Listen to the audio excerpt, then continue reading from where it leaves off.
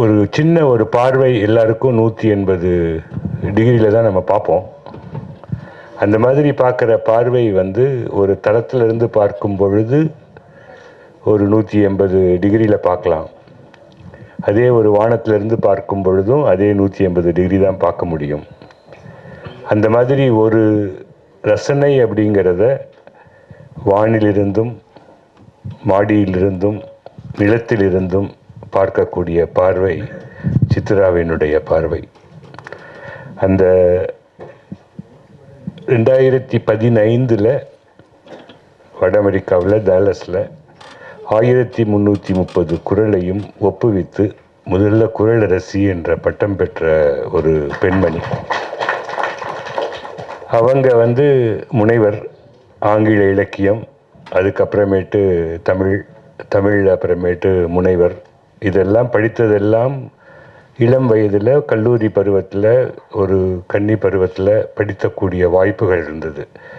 திருமணமாகி தன் குழந்தையை பெற்று குழந்தை ஒரு உயர்கல்வி படிக்கும் பொழுது என்னுடைய பணி 1330 திருக்குறளையும் ஒப்புவித்து அதற்கு பொருளையும் சொல்ல வேண்டிய கடமை அப்படிங்கிறது எத்தனை பேர்னால் முடியும் என்பதை நிரூபித்து காண்பித்த ஒரு தமிழ்காரி தான் தங்கை சித்ரா.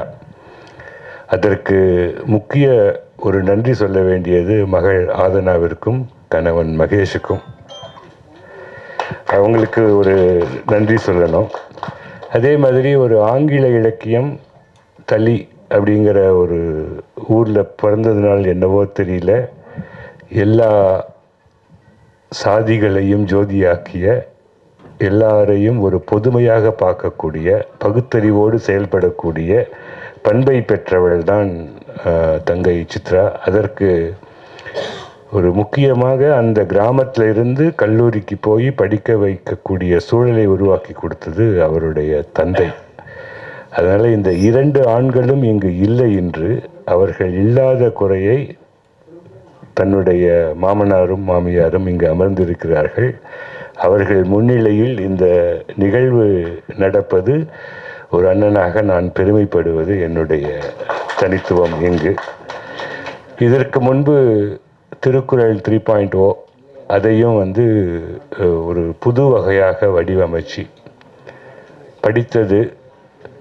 எப்படி இன்னும் எளிமைப்படுத்துது, அதை எளிமைப்படுத்துவதை எப்படி கவிதை நடையில் கொண்டு வர்றது அப்படிங்கிறதுக்கு சங்க இலக்கியத்தையும் திருக்குறளையும் முதல்ல கையில் எடுத்து முகநூலில் எழுத ஆரம்பித்து, அதற்கு அடிப்படை காரணம் வகுப்பு ஆசிரியராக புலம்பெயர்ந்த இடத்தில் கிட்டத்தட்ட வந்து ஒரு 2 ஆண்டுகள் ஒரு உயர்நிலை படிக்கிற மாணவர்களுக்கு, அங்கேயே பிறந்து வளர்ந்த குழந்தைகளுக்கு தமிழை சொல்லிக் கொடுத்து கொண்டிருந்த ஒரு காலத்தில் எப்படி அதை எளிமையாக கொண்டு சேர்க்க முடியும் என்பதை யோகித்து, இன்றும் அவர் சொல்லிக் கொடுத்த மாணவர்கள் ஒரு திருமணமாகி இருந்தாலும் கூட நன்றாக தமிழில் உரையாடி தெளிந்த எண்ணத்தோடு இருக்கக்கூடிய ஒரு ஆசிரியையாக மாணவர்களை உருவாக்கிய பெருமையில்தான் அந்த புத்தகத்தை புது கவிதை நடையில் திருக்குறளை ஒப்புவித்தவளும் அந்த குழந்தைகளினுடைய அனுபவத்தையும் மனதில் வைத்து செயற்கை நுண்ணறிவுடன் இந்த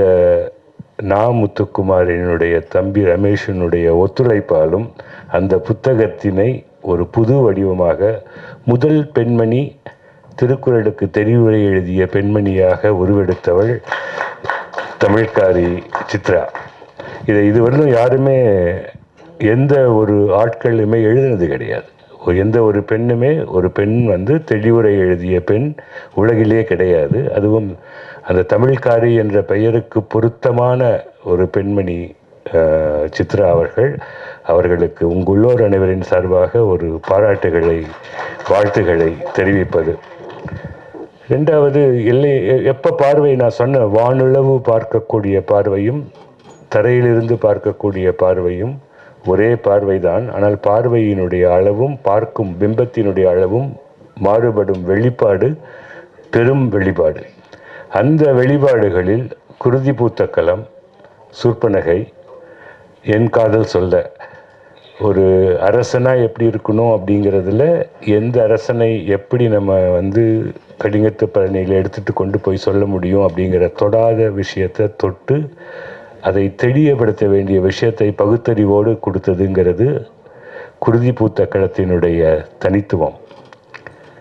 இந்த இடத்துல சூர்பனகையை பற்றி எவ்வளவோ பேர் அவங்களுக்கு இந்த எங்கள் டேலஸில் ஞாயிற்றுக்கிழமையான ராமாயணம் சொல்லி கொடுக்கறதுக்கு தன்னுடைய மகளை கூப்பிட்டு போவாங்க. அவங்க அது என்ன ஸ்கூலுமா அது என்ன இது சொல்லு, பரவாயில்ல,